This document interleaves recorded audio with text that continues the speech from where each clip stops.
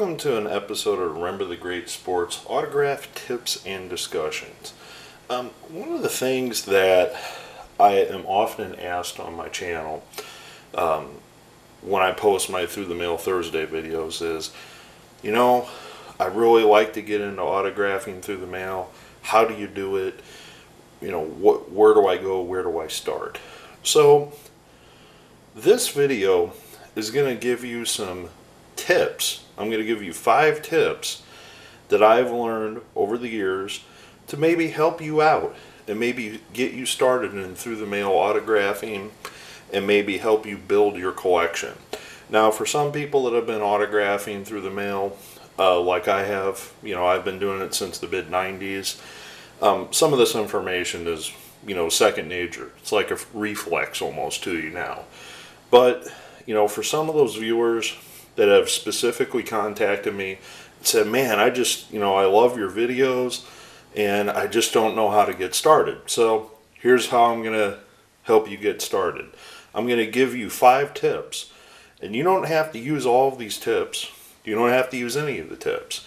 But I have found out the hard way by either losing money, sending requests out to people that don't sign, and I'm just trying to share with you my experiences. So to talk a little bit about this, I'm not going to be showing a whole lot on the screen, so I'm going to kind of show off some recent Through the Mail Thursday autographs that I got back. All these are in videos, and I got these back within the last couple months.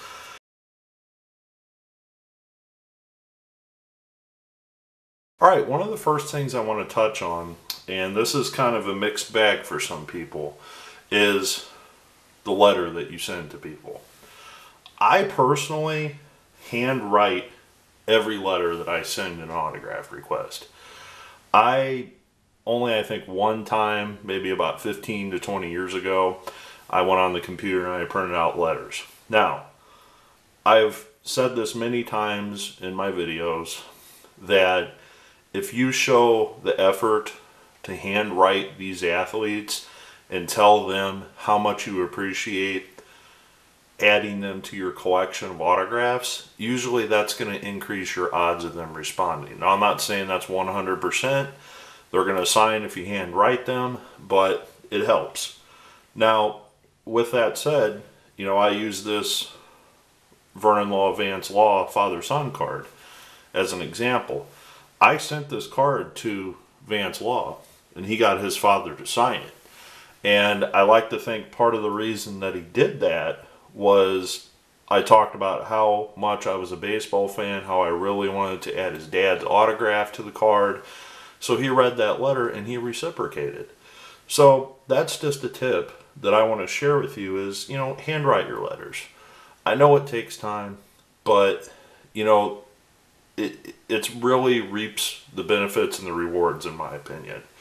Again, you don't have to follow this advice. That's just what I do.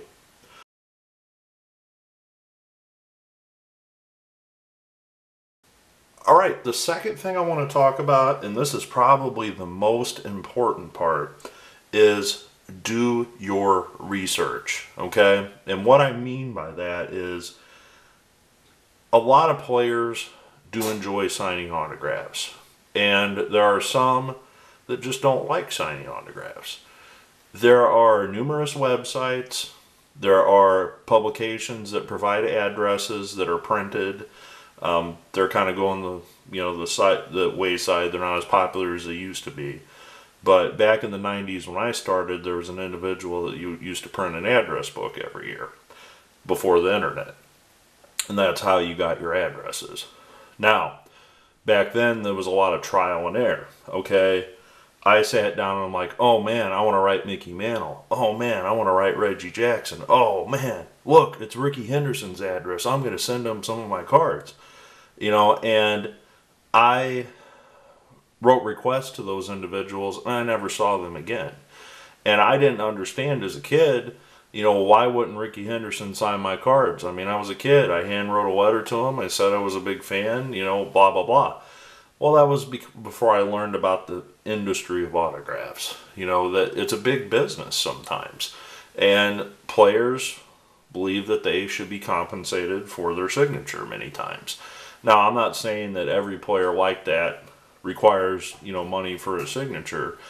But if you're really trying to get somebody signed, I'm going to use an example of Steve Carlton. Steve Carlton does sign through the mail. However, he does require a donation for his signature.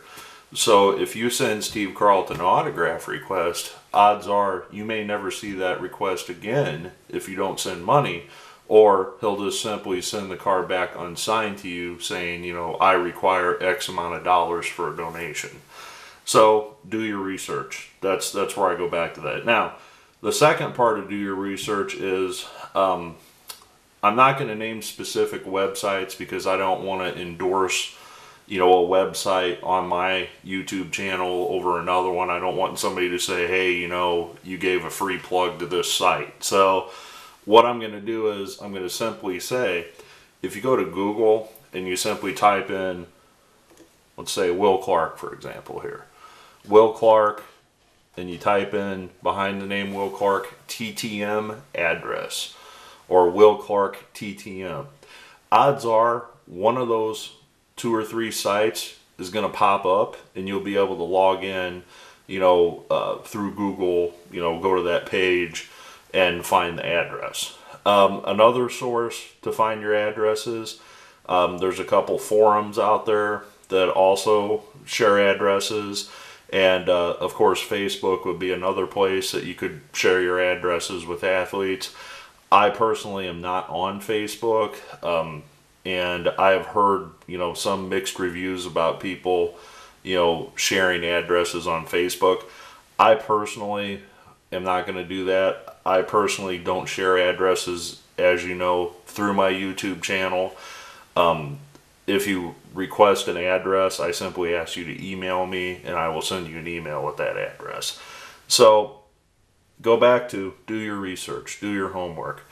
If you just take the time to sit down and simply Google some names, Will Clark, TTM, Emerson Boozer, TTM, any of those names, you'll probably find an address. Now, another way to search, and this is sometimes when you're,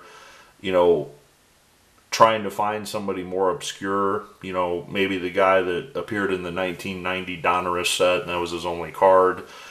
Sometimes you don't have availability of addresses, and simply just typing their name in and address with, their home state, say somebody's from Maryland, if you type in Bob Smith, Maryland, that's a bad example because there's probably a lot of Bob Smiths.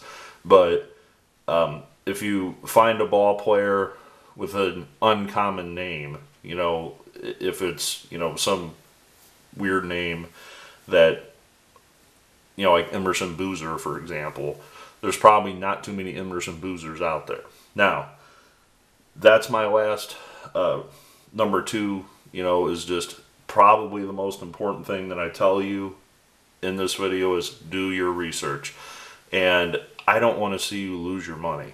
I don't want to see you lose your cards. I mean, everybody wants to get Mike Trout's autograph, but Mike Trout's probably not going to sign through the mail for you.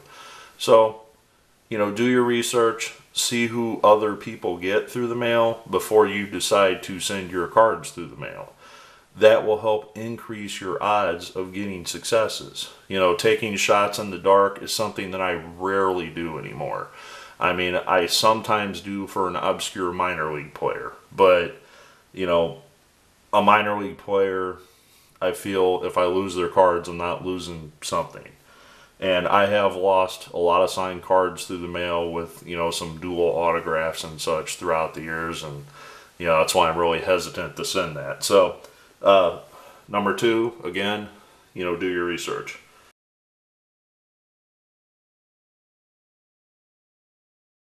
All right, the third one that I want to share is to increase your odds, you probably can write the athlete in question during their off season.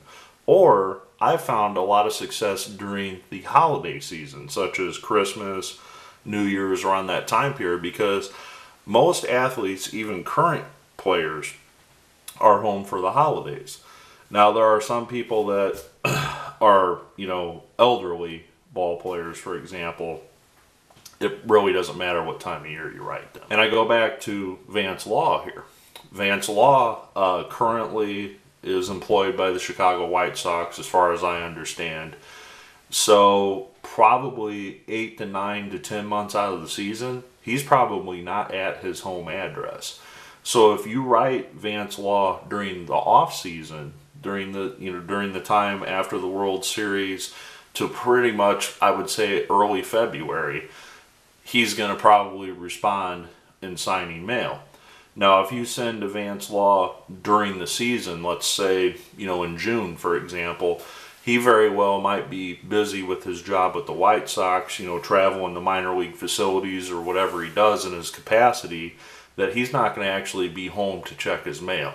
So, that can be said a lot about, basketball players. If you write them maybe in the summer, you might have a better chance of getting them to sign for you as opposed to, during the regular season.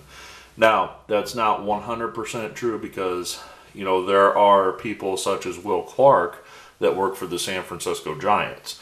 And if you send his autograph care of the Giants, he is apt to sign that way as opposed to sending directly to his home. So, again, it goes back to number 2 on this list, do your research, okay? But number 3 is consider writing people in the off season, especially around the holiday season.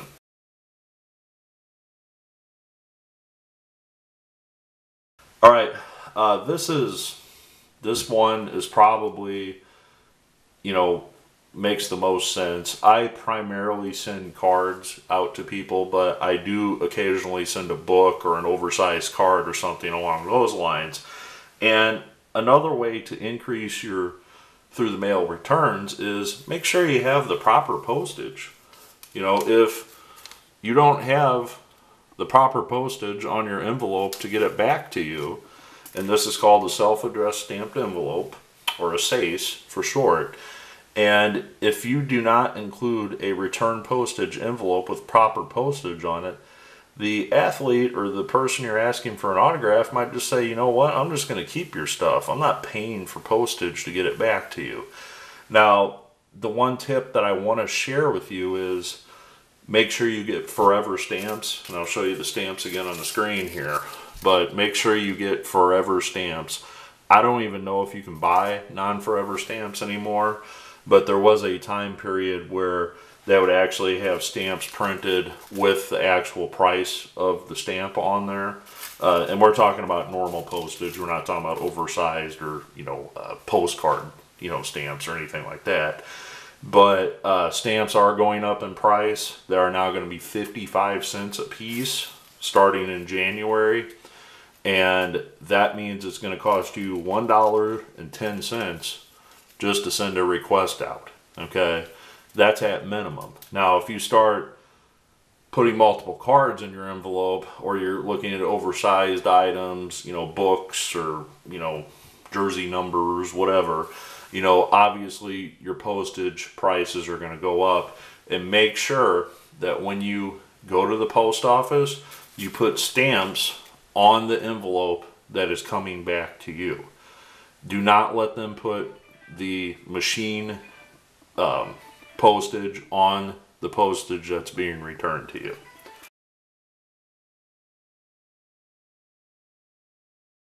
Finally, the 5th thing that I want to talk about is not being greedy. Okay? This goes back to number 2 on this, and that's doing your research. I personally don't like sending more than 4 items or 4 cards to an individual in one request. And this is just a tip that I always give people. I use team set bags. This is Vance Law again. But I use these plastic team set bags to put multiple cards in. And at most, I usually only put 4 in there. Now, this goes back to number 1. When you handwrite your letters, if you have extra cards, that you're going to include, like say 4 cards to Vance Law, leave them a note in your letter saying, hey, You know, if you'd like to keep a few cards, feel free to do so. Now, there is one thing that will turn off a professional athlete or former athlete is when you send multiples of cards. I'm not going to divulge on who I had this discussion with, but I happen to personally know a former major league pitcher. He pitched in the late 80s, early 90s, actually to the mid 90s. He roughly pitched about 11 years in professional baseball, you know, as a major leaguer. He one time told me a story that, well, let me rewind a little bit. This person actually has told me that he loves signing autographs. He loves being remembered. He loves, you know, the nostalgia of somebody sending him his ball cards and asking for his autograph. Well, to set this up, we had a discussion about this one time, and he actually told me that somebody sent him 100 cards once in the mail, in one mailing, and in the letter said that if you sign all of these, I am going to help send my son to college by selling your autograph. Now, I don't know what, you know, this ball player did, if he actually obliged and signed them all or he just kept them, but one of the biggest things that I've learned, and I'm not here to judge, you know, what you're doing with your autographs, okay? If you are writing to people or doing things in person and you want to sell them, that's your business. I really don't care. I like to collect my autographs for me and for myself. But if you're openly telling the athlete that you're going to turn around and sell their autograph, that's probably going to diminish the chances of you getting your card signed and returned to you. So don't be greedy. That's the best way I can put it. Don't be greedy with the athletes. I mean, it is ridiculous. I'm not going to share the name of this individual, but whenever I have contests and whenever I trade with people, he's the guy that I throw in as an extra autograph to people just for doing a trade. Hey, here's an extra so-and-so's autograph. He was a major leaguer for 11 years. Thought you might like it. You know, that's what I do with my multiple autographs. I trade them. I give them away. So, in closing on number 5, just don't be greedy. Use common sense. You know, if you were in that athlete's shoes and you were telling them, hey, you know, I'm going to send my kid to college off of the 50-cent autographs that you're signing. I mean, this individual, going back to this player, is not a Hall of Famer. This is just, you know, some average guy that pitched in the majors for 11 years. He doesn't have any records. He has a, you know, major league career, you know, but his autograph really isn't worth a whole lot, you know, and he knows that, and he jokes with me all the time. He's like, you know, how much did you pay for the cards you're asking me to sign? I said, well, you know, I paid a nickel a piece. He's like, well, now they're worth a dime after he signs them, you know, and it's kind of like an ongoing joke that we have, you know, going between each other. But the last time I saw him, I actually handed him 2 cards. He's like, that's all you got? I'm like, yeah, that's all I found in the offseason. Basically, I usually just pull out some cards every time I see him and he signs them. But anyways, I hope you have taken some of these ideas. I just want to see you succeed in building your collection. You know, as a veteran collector that's been doing this for 25 to 30 years, you know, I have thousands of autographs that I've received through the mail, thousands. And with that, I've lost thousands of cards probably through the mail and lots of wasted stamps. So, you know, I hope these 5 tips help you jump into the swimming pool, so to speak, and really want to get out there and get some autographs. The reason that I share Through the Mail Thursdays with the YouTube community is I want to share my knowledge with you. I'm not bragging what I got. I am just excited and giddy almost to say, hey guys, check out what I got. You know, it brings me back to being that 10-year-old kid running to school, you know, when I was in junior high or whatever, and saying, hey guys, guess who I got back an autograph from in the mail? You know, and that's what my Through the Mail Thursday videos are. It's like, guys, I'm showing off. Check it out, man. You know, and call it an obsession, call it what you will, but I really enjoy doing this. I enjoy sharing this with you guys. I have been on YouTube for almost a year now, and the positivity, you know, from the community is just great. So, in closing, I have one more thing I want to share with you, and this goes back to the most important thing, which is number 2 on this list. Do your research for your addresses. If you take one thing away from this video, do your research before you mail. That's what I want to leave. That way, you don't get the dreaded yellow stamp. Undeliverable, unable to mail, etc., etc. That is the most frustrating thing on earth, is to get that stamp. Now, the reason I'm sharing this address and this name is this individual passed away last year. Please do not send any autograph requests to Mr. Moore. He is no longer with us, you know, and this is what's going to happen if you do send to that address. So, I hope you build your collection. I want to thank you for joining me on this journey, and let's go on many more journeys as I share my Through the Mail Thursday autographs with you. I hope you enjoy those videos, because I really enjoy showing them to you guys. Thanks for watching, and let's start writing those autograph requests and getting them out. If you have any questions, feel free to comment below. I will be more than happy to oblige through email. I am not big on communicating through YouTube or Facebook, but I will email you. We can talk back and forth. I've, you know, done it many times already, and we'll be happy to do it again.